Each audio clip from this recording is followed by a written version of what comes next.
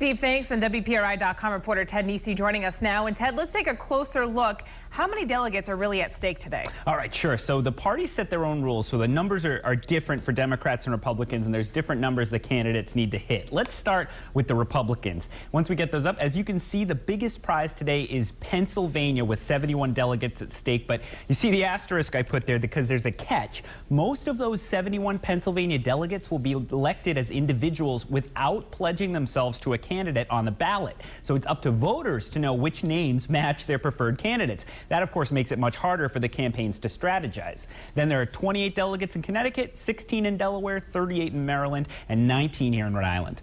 Now, on the Democratic side, we've got 55 delegates in Connecticut at the top, 21 in Delaware, 95 in Maryland. Pennsylvania, again, the big prize, 189 delegates on the Democratic side, and 24 in Rhode Island. So something I just learned today, too, Rhode Island isn't the biggest or smallest state today, thanks to Delaware. So let's talk about the stakes in both the parties here in Rhode Island, starting with the Democratic side. It's very competitive. Very competitive. Rhode Island, it's very important to Bernie Sanders in particular, and you kind of heard why there from Steve Nielsen as he battles Hillary Clinton. Sanders got demolished in New York last week. He's facing an uphill fight in the other 4 states that are voting today. But analysts think Rhode Island may be Sanders' best bet for a win, and the reason is unaffiliated voters. Rhode Island's the only one of the 5 states voting today where unaffiliated voters, sometimes called independents, can choose a party and vote in that primary. Sanders' polling shows usually does well with independents, so that could help him in Rhode Island, but the Clinton campaign obviously fighting very hard to keep Rhode Island in her column.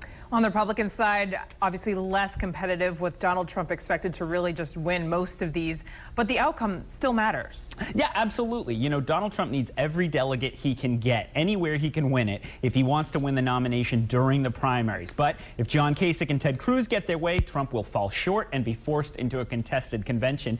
And that's where the rules set by the Rhode Island Republican Party last year for this year's primary come into play. There's 2 numbers viewers should keep in mind when they watch the results tonight: 10% and 67%.